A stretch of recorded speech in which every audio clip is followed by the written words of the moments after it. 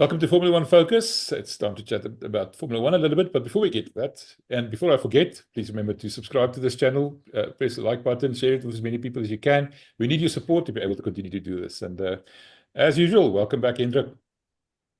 Hi, Envia. Nice to be back. Yeah, and it was quite a momentous couple of days. I'm not talking about the race. The race was pretty much as we expected. We're going to be focusing on this bombshell news that broke last night. General Motors is going to be the 11th team on the grid, not in 2028, but in 2026 already. What do you know about that? Well, look, I mean, there were all kinds of indications as the weekend progressed that this announcement was imminent.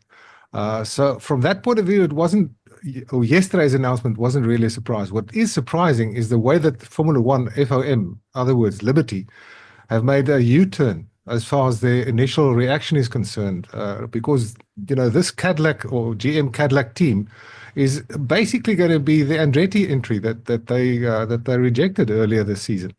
I say basically, there are a number of substantial differences between the two, but we can get to that.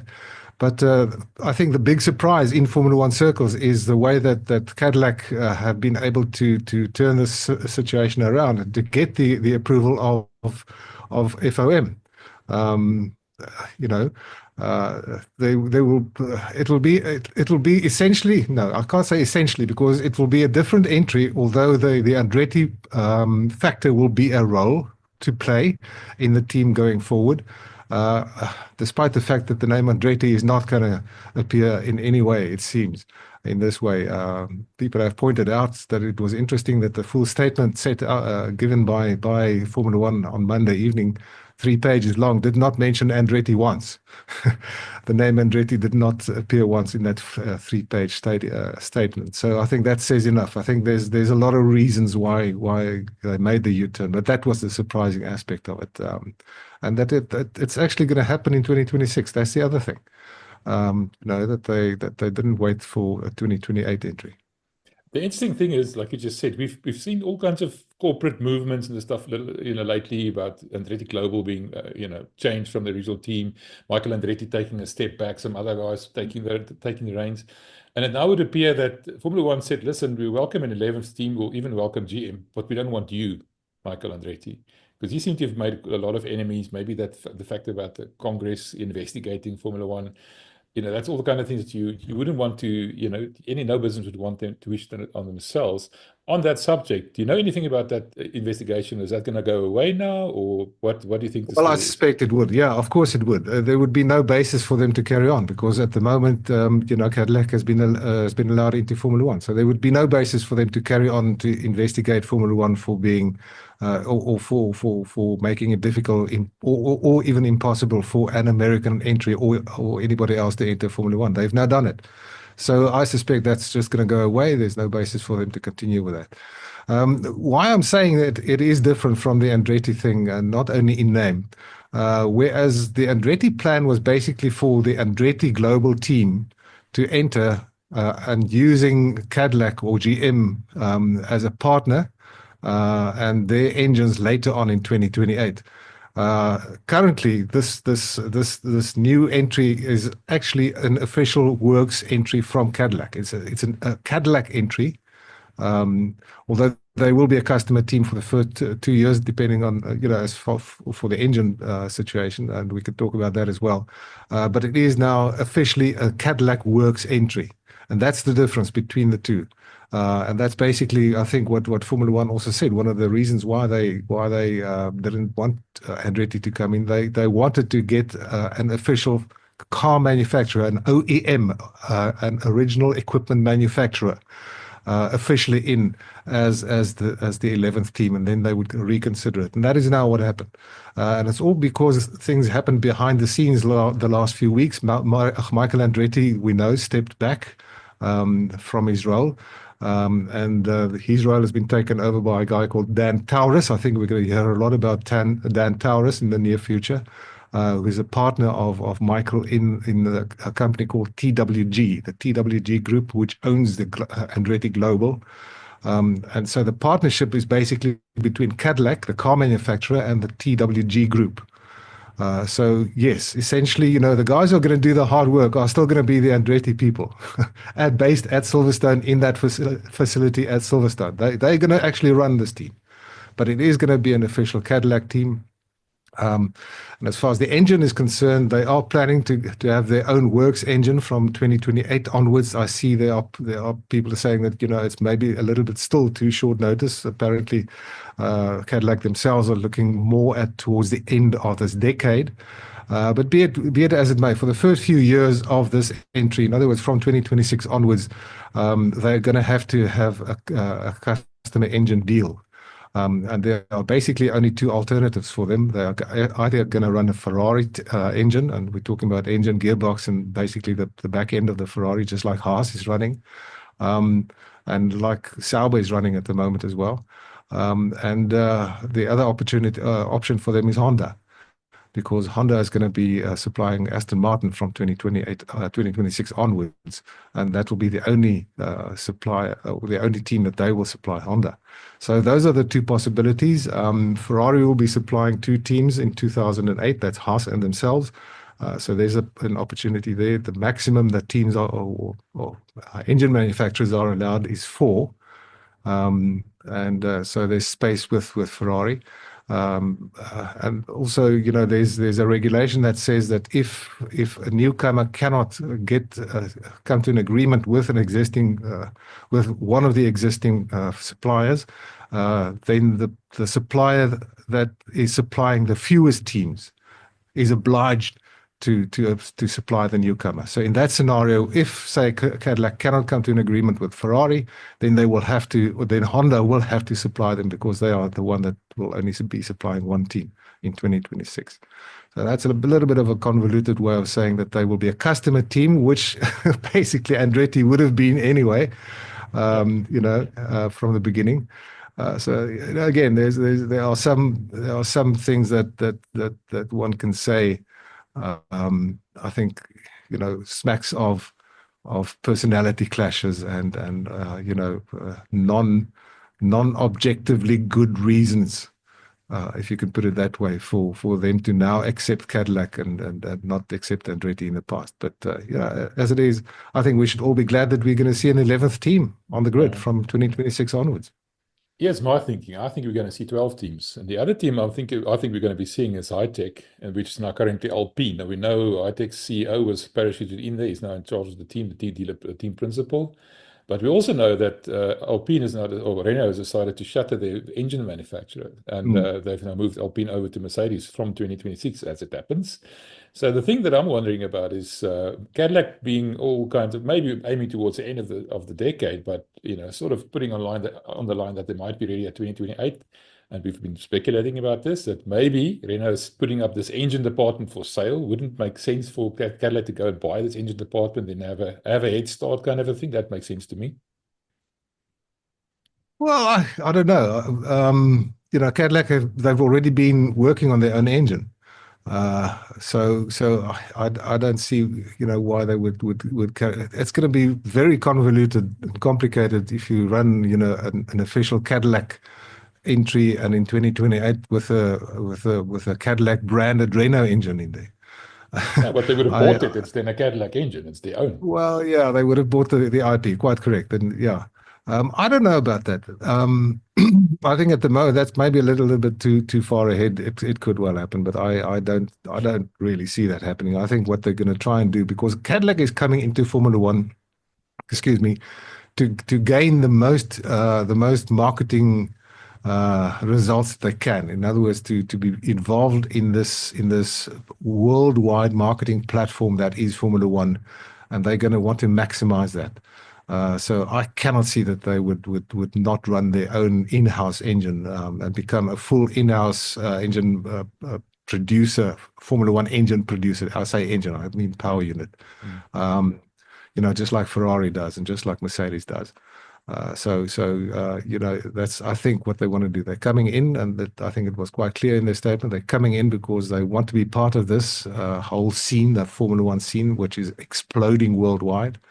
That's to their benefit to come there on their own.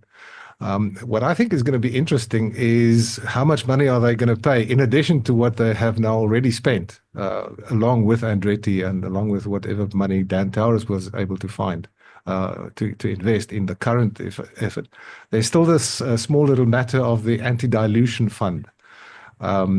Because they are going to be a newcomer in 2026. The new Concord Agreement comes into effect in 2026, and we've often spoken about this, that the current anti-dilution fee is only $200 million, and they're looking at upping that to $600 million for any possible newcomer, even maybe up to $1 billion to compensate for the current teams for their potential loss of income because of the entry of the 11th team.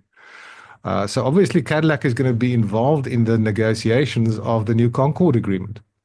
They will have to be, because Formula One will have to will have to sign an agreement with them to take part. And so they're going to be involved in the negotiations. Are they going to try and negotiate that fee a little bit lower because they're coming in and they're going to add value? I think that's the other thing that they are going to argue. We are going to add a lot of value, so why should we pay that much? You guys are going to also get more money because we are coming in, that sort of argument. And I see the figure being bandied about at the moment is that they're possibly looking at $450 million as an entry fee. So who knows? That's going to be very interesting to see how that whole thing pans out. It's quite telling that the other manufacturers or the other teams are happy to be, joining in this announcement, because clearly somebody has said something that made them all happy. Your argument is that basically that they say, listen, we're going to pay a little bit more, but not as much as you want, because we're going to make the cake bigger. So your percentage of the bigger cake is going to be, offset. We're going to help you offset that. That makes a lot of sense to me. And 450 is the exact amount that I heard as well. So that's interesting. I wanted to ask you about the personality clashes you referred to a little bit earlier. It's like saying to Michael Andretti, listen, you've done all the work, but we don't like you, and we'll allow you because it's GM and everything else. And you remember at the beginning there were accusations of this being a branding or badging exercise. It's actually not Andretti, but with a Cadillac badge. So it's not the other way around. It's a Cadillac enterprise, Cadillac entry with a lot of Andretti backing, but nothing overt. The only connection to Andretti is Mario Andretti being made a goodwill ambassador and being a director of the board. Yeah, absolutely. I think, there was a lot of animosity, and we've spoken about this amongst the teams, specifically because of Michael Andretti's presence and the way that he's been going about to try and get his, to force his way into Formula One. He was very brash about it. He was very confrontational about it. And of course, him and his old man went to Congress, American Congress, and they basically initiated this investigation into Formula One. So, I mean, all of those things must have played a role. Obviously, I can't say they did play a role, but I think it's a fair assumption that those things did play a role in the whole negative attitude towards the Andretti concept from Formula One as a whole. Just about every team apart from McLaren, I think, had that attitude to Andretti, and now that's been removed. Obviously, this investigation from Congress is also going to stop because there's no reason for it to carry on. So those kind of factors have been taken off the table. I think it would probably not have been, the deal breaker, but it obviously must have played a role. This whole personality clash. There are people that are also saying that the announcement that Greg Maffei is going to retire at the end of the season must also have played a role. I think that's a little bit far-fetched because these sort of things don't quite happen overnight. We may only hear about things overnight, but these things kind of keep on bubbling on behind the scenes and are kept under wraps for quite a long time before. And it was, it may be, maybe a coincidence that all of these things sort of happened at the same point. But I don't think that the movement or the move by Maffei to leave is a major factor. There's another interesting factor that maybe doesn't really reflect on this current situation, but there's been no announcement or any moves or any rumors about a replacement for Greg Maffei, which is possibly another discussion altogether. You mentioned about the drivers early on. Engines being one thing for Andretti, the exciting thing now is that there might be another 2 seats available for some of these young and upcoming drivers. Any Yeah. rumors? I heard Daniel Ricciardo's name being bandied about, but his name being, it's been spoken about in every single thing you could possibly imagine. If even Bottas's name is coming up, clearly they are, but it's way too early to speculate about drivers, isn't it? Oh yes, and the drivers are normally in a big corporate deal like this. The drivers are normally the final few pieces of the puzzle to fall into place. All kinds of names are being bandied about. Don't forget, it's still 2 years to go, so that can change. I mean, I'm pretty sure that they would like to have an American driver there. I'm also pretty sure that it's not going to be Logan Sargent. No, But the safe name bet. of Colton Herta has been thrown around for quite a while, even at the beginning with the Andretti, when the Andretti story surfaced, that Colton Herta was basically, I think, their preferred candidate to have. And I mean, he's a very accomplished IndyCar driver star, as a champion, as a race winner and everything. The problem is he doesn't have a super license yet. So there are ways and means of getting around that. But I think it's way too early. I wouldn't be surprised if they have at least one American driver in there, because I think that will make a lot of sense from their point of view. Who it's going to be, that's a different story altogether. Yeah, the last thing is now you mentioned the drivers being the last piece of the puzzle to slot into place. And if you and I have spoken about this on this program a lot, about the fact that Andretti's kept on recruiting a lot of people. They now have over 200 names with people working for them. And they recruited some fairly big names from the world of Formula One. Oh, yeah. And now it makes sense. We've seen they've been developing in the Toyota wind tunnel and everything else. It's just all falling into place now. There were a lot of movements behind the scenes, like you just mentioned. Didn't happen overnight. But clearly, they were maybe a little bit rattled by the fact that there was such a negative reception to the fact that they rejected an extra entry into Formula One. Yeah. I mean, as I said earlier on, this is going to be the Andretti team running this whole effort. Everybody that have been, recruited and employed by the Andretti Global team are going to be involved in this racing team. It's just not going to be known as the Andretti car. It's going to be a Cadillac. But you've got Nick Chester there. He's the chief designer. You've got a lot of senior people, a lot of ex Renault people going in there. Rob White is the name I'm trying to think of. He's going to be the chief operating officer. They've got a number of other senior people, mostly, as I said, from Renault, that are going to be involved in the running of that team. So, they've got 200 people. That's very small. I don't think even Haas is so small. And so they're going to need a lot of more people to come in there, and I think that's where the money from Cadillac is going to come in very handy. And Dan Tauris, who's an investor, he's got a lot of access to a lot of money. So they're going to need 400-500 more people before they become a proper works entry or proper works team in Formula One. So lots of recruitment possibilities there. Anybody who wants to get into Formula One, get your name and your CV in at the Andretti head office at Silverstone. I'm pretty sure they are looking for a lot of people. Yeah, they are. We saw some of the adverts. But the interesting thing here is we all know how long Formula One garden leave periods are. You don't appoint someone from a Formula One team and it starts working for you next week. There's typically a 6 to 12 month period that they can't be working for you. And you said it's 2 years. It's only a little bit more than a year before it's 2026. And it's a short period of time. They would have had to approach and recruit people from before, and not maybe having announced it yet. Something like that. I'm sure we're going to see a lot of announcements flowing from now on. Yeah, I think, sorry to interrupt you there, but I think, being a new team, I think they have a few advantages over current teams. And I think the garden leave is the one thing that they do have. I'm not sure, but I don't think that the garden leave, there's no rule to the garden leave. I mean, this is basically just, basically an arrangement between these, a gentleman's arrangement between these teams that say, if I recruit your best guy, he's not going to come and work for me tomorrow. And I agree to that, and you agree to that sort of thing. But the other thing that the Cadillac team will have to their advantage is that they're not restricted to the current restrictions in terms of developing their 2026 aerodynamics and the chassis and everything that the current teams are. Current teams are only allowed to start working on their 2026 cars on the 1st of January next year. Okay, it is only 2 months ago, 1 month and a half to go.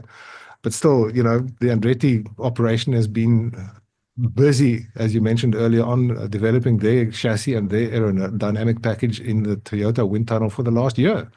There is no restriction on wind tunnel runs. There's no restriction on CAD/CAM designs or CFD designs that all the current teams will be under or are under. And when they will become part of the new deal in 2026, they will have the similar restrictions, but they can go do unrestricted development next year.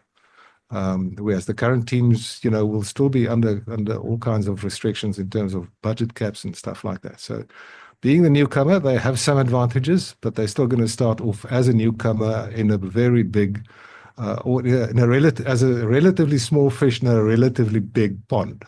Let's not expect the Cadillac team to be front runners right from the beginning. Just one thing on that garden leave. It's actually contractual. The contracts, whoever the person was signed with that team, the team that he's with at the moment. Correct. That when he leaves the restraint of trade, you're not allowed to go to any other team for that matter within a certain period of time. And it depends how long it is and whether they waive it or not. But the point is that it's a real problem. You can't recruit Adrian Newey, for example, without having to wait for him a little bit. Just basically what I was referring to. Anyway, it's exciting. Not in the sporting regulations. It's not in labor regulations. No, it's a labor relations matter. That's what it is. A legal thing. Yeah. All right. So we're looking forward to that. Let's just talk about the weekend briefly. And first and foremost, congratulations to Max. Scoring his 4th title in a row. And the first question I want to ask you is, does that now qualify him to be one of the greatest of all time? I think he's already one of the great drivers of all time. There's no question about it. He's got 4 titles now. Somebody like Ayrton Senna only had 3. Somebody like Fernando Alonso only had 2. And it would be very difficult to argue that neither of those 2 is one of the greatest of all time. One of them. There's no such thing as the greatest of all time, in at least in Formula One. One of the greatest of all time, absolutely, no question about it. And I think the way that he went about his championship this year is absolutely out of the textbook of deserving world champion. I've said this before, and I've written it on some platforms that his first championship in 2021, as far as I'm concerned, still has a huge cloud hanging over it with what happened during the course of that season between him and Lewis Hamilton, and the way that the final race was handled by the FIA. No fault of Max's, but he took advantage of that. He was in the right place at the right time. But still, the way that the FIA handled that, I think, left a big cloud over the 2021 title. 2022, 2023, we all know that he basically had a Sunday afternoon drive every Sunday afternoon. But having said that, he still had to make it work. You may have the best car at your disposal, just like drivers like Schumacher had and like Lewis Hamilton had, but you still have to make it work.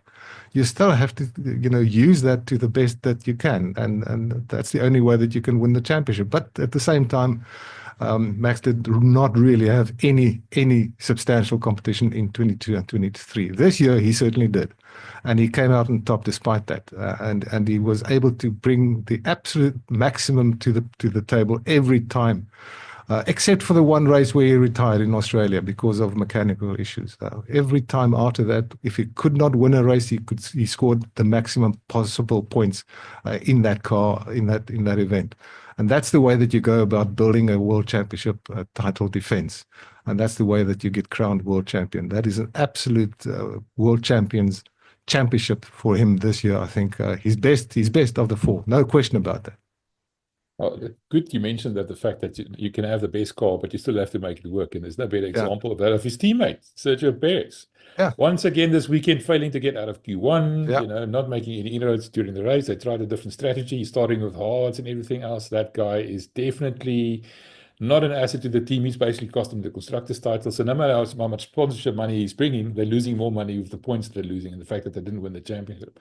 So, there's lots of rumors floating around. We've talked about this ad nauseum up to now, but seems to be a done deal kind of a thing that he's gone, Perez now. Yeah, I think that's the only question now. Who's going to replace Sergio Perez at Red Bull next year? And there's a number of names, and we don't have to repeat the discussions we've had before.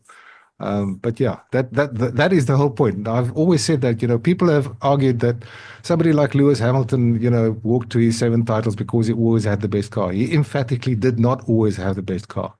And he still had to beat his teammate in every single championship that he took the title at the end. He had teammates that were very competitive and who could beat him on some days. The same with Michael Schumacher. You know, he had some very strong teammates, maybe not quite as strong as Lewis Hamilton, but at the same time, he still had to beat the likes of Barrichello and Eddie, maybe not Eddie Irvine, maybe not so much, but you still have to make the car work. You still have to use the car. Same for Sebastian Vettel at Red Bull. I mean, look at some of the teammates that he had to go up against, and he still triumphed in the end. Maybe had the best car, but he still had to make it work. That is the whole thing. People think, yeah, you've got the best car, so anybody can get into that car and win it. In that car, you have to make it work. I just see that after the race on Sunday, and I didn't see the interview, and I didn't quite see the context of it. That Max said after the race that he could have won the title in the McLaren, he could have won it in the Ferrari, he could have won it in the Mercedes as well. I'm not so sure about that, but who will ever know? Yeah, he actually also, had a bit of a laugh at Zach Brown's expense because Zach came over to congratulate him. And remember, Zach said Max wouldn't have won the title if it wasn't any other car, or he wasn't in the best car. And he said, "Well, so there you go." So I thought that was a bit of a dig there, and he seemed to have a lot of fun there. He was a little bit let's call it under the weather. Anyway, I'm talking about something else. Sorry, just to come in also, just another factor, obviously, that Max had to contend with this year, and I should have mentioned it, is the internal turmoil in the team, that around Christian Horner and everything that happened between him and his boss and his dad over the course of the season. So he had to deal with that as well. And that couldn't have been easy. So that obviously is another factor that he had to overcome this year, and which makes him, so much the more of the worthy 2024 world champion. Interesting thing, just after the race, I said to my son, who is a Red Bull and Max supporter, I'm telling you now, Max is not going to stick around for too much longer. And sure, just after the race, we heard that Max said he's not going to stick around forever. It's not going to be there another 10 years or so. And I mean, he's not that interested. He wants to do endurance racing and everything else. And I think he's had a bit of enough of this internal politics and strife. He just wants to race, and it's not. He doesn't enjoy it that much anymore. Do you think? It's not the first time that he said it, and he keeps on saying it. So I think we should take it as a given. He's not going to try and win 7 or 8 world championships. As you say, he's got other interests. I'm pretty sure that he had an outing in a Honda Acura IMSA car in America when he was there. We all know that he wants to do sports car racing. He wants to do Le Mans with his dad, although I think his dad is more interested in rallying these days. But whatever. Max was, he's got his own esports team, and he's very keen on esports racing, whether it's sports cars or touring cars or single-seater cars or whatever. He's very keen on doing that. I'm pretty sure that he would be interested in doing maybe some rallying like Kimi did and like Fernando did, maybe something like the Dakar, like Fernando has done. He's somebody who enjoys driving and driving fast, and it doesn't necessarily have to be Formula One. He's now achieved what must have been, one of his life's goals, and that is to be a world champion. He's now done it 4 times in Formula One. And I'm pretty sure that if the motivation is not there and he wants to try some more different things, and he would find more satisfaction out of being successful in other formats of motorsport. I'm not sure about motorbikes, who knows? But he will go for that. Clearly, he's not one to try and set records. He doesn't really care about does he have more world championships than Alain Prost, or will he get up to 7 to equal Michael Schumacher and Lewis Hamilton? Will he maybe go for the 8th that Hamilton is so clearly wanting to get? I don't think Max is that kind of guy. All right, let's talk about the race quickly. The surprising thing for me was how dominant Mercedes was and how bad McLaren was. McLaren's worst race, I think, since Miami when they brought the upgrade. And Mercedes is once again very happy that they won, but I have no idea what happened there. Just talk to us about that quickly. Well, I think, we spoke about it last week, and that is that the tires was the big factor, or the big factor that made the difference how cars would be able to manage and deal with their tires. And the reason for that was the cold or the low temperatures. It's so difficult in low temperatures for tires to get warmed up and to run at the proper operating temperature.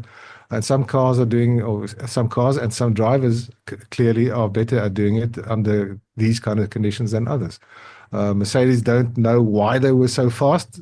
We know they were fast because it was cold. It's happened before, and they also knew that when it's cold they are fast, but they don't know why. From an outside point of view, from somebody who's got absolutely no technical insight into how tires work and how even Formula One cars and their suspensions interact with the tires and cause the tires to warm up or not. Clearly, if you find yourself in higher temperature conditions, in hotter conditions, and your tires do not work because your car works them too hard and they overheat. When it's cold, that same car is not going to do it. They're not gonna overheat their tires. That's my take of it. I mean, they can take it and run with it. I'm sure they know that already.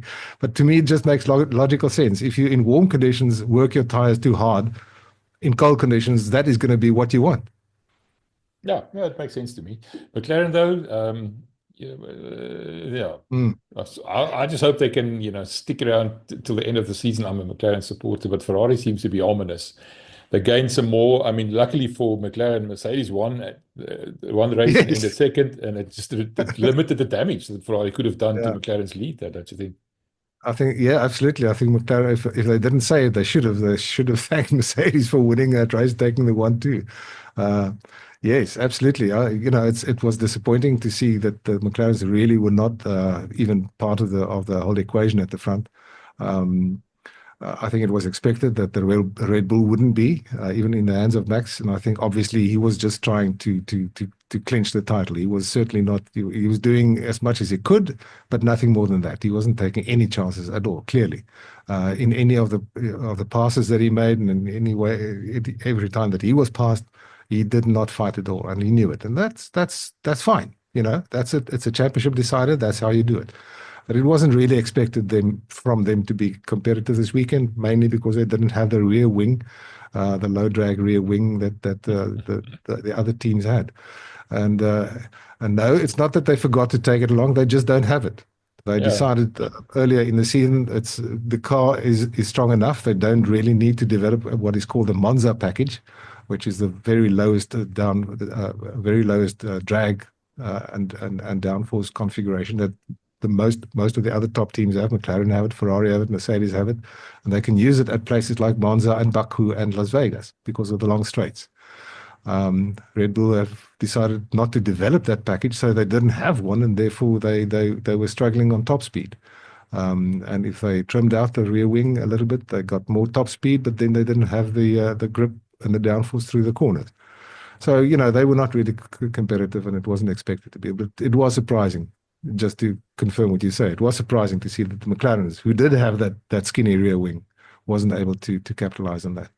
Well, that goes back to the modifications McLaren had to do to the rear wing after that mini DRS saga, I remember. And this is the first race that they were expected to be exposed by that, and they were. But the interesting thing, Andreas Seller said during the race they did something and they tried something and it worked. And towards the end of the race, and apart from the fact that Lando Norris then set up the fastest lap time because he went for a fresh set of tires, he was actually the fastest car in the race. That was interesting. They learned something from that, and he said they're going to take it forward. So that for them, it wasn't nothing. It's not all lost that weekend. It's interesting a learning session for them. Well, I mean, yes, and that's what teams do. They try and find a solution as they go along because these cars are all they're all prototypes. They are all works in progress, and therefore every time that they actually go around a track, you can learn something. If something isn't working, you do some changes. And you still have Lusail coming up in Qatar, and you still have Abu Dhabi coming up. Some long straights involved in those two tracks, and it could well be that those lessons could pull them through towards the end of the season to clinch their world championship, and I certainly hope they do. Two more things quickly. The Ferrari Sainz love affair is clearly over. Sainz has decided, stuff you fired me. I'm not, I'm going to take any orders from anyone. And him and Charles Leclerc seem to be parting not on the best of feet, don't you think? Yeah, always difficult, the interpersonal relationship between two drivers. The one has been fired, and the other one is not happy either with the way that the team managed the race. Things are said in the heat of the moment that often are regretted afterwards, and often, the guys can just sit down and have a chat in calmer conditions, and the day or two after, and resolve the whole thing. I'm not sure. I'm not surprised that Sainz is getting a little bit disillusioned with Ferrari, because as you said, yes, they fired him, and he had to settle for a drive at Williams next year. Of all places, from his point of view. It may be a longer work in progress, but still, he was fired from Ferrari by Ferrari, and he didn't get at least an equivalent competitive seat for next year. So yes, obviously he's going to be peed off with them, and if things don't go well in a race, then he's going to open his mouth. He's not going to hold back. Yes, I'm not surprised at all. Yeah. Yeah, so these are things that happen at the end of seasons, and when things change in the driver-car combinations. You talked about work in progress. Alpine is a work in progress, and we all thought the Brazil race was a bit of a flash in the pan. But lo and behold, Pierre Gasly goes and qualifies in third place on the grid, no? And properly well-deserved third place. That was a surprise. He didn't finish the race or anything again, but the point is that car seems to be coming together nicely. It looks positive. Yeah, I think one should say that Brazil could have been a little bit of an outlier because of the conditions, the wet conditions there, and I think Las Vegas can probably also be a bit of an outlier. We don't know what the race pace would have been, how high up he would have finished if he didn't have the engine failure. So it's difficult to draw a conclusion based on just those two data points. If they are competitive again at Losail, I think that will be a definite indication that they are moving forward. And obviously, if they can carry that on into Abu Dhabi, yes, I would be glad for them. I certainly would like them. I don't like the things that management did after, behind the scenes this year, but that's got nothing to do with the performance of that's got nothing to do with one's perception, I think, of the race team. I would like them to do well. I certainly would like them to do well, and it would be good for them to also, become part of that front running group. So let's hope. Yes. All right, Hendrik, thank you very much. It was an exciting episode. A lot of things happening in the world of Formula One. Never a dull moment. Never a dull moment. Absolutely. Looking forward to Qatar next weekend with the last sprint of the race of the season. So it should be another fascinating weekend. Yeah, I look forward. I see people saying that these two last tracks should be more suitable to McLaren. So I'm happy or suited to McLaren. I'm looking forward to it. Hopefully they can end the year strong and win the constructors. They deserve it. Absolutely. Good luck to that. All right, man. Thanks, Hendrik. Speak to you soon. Yes.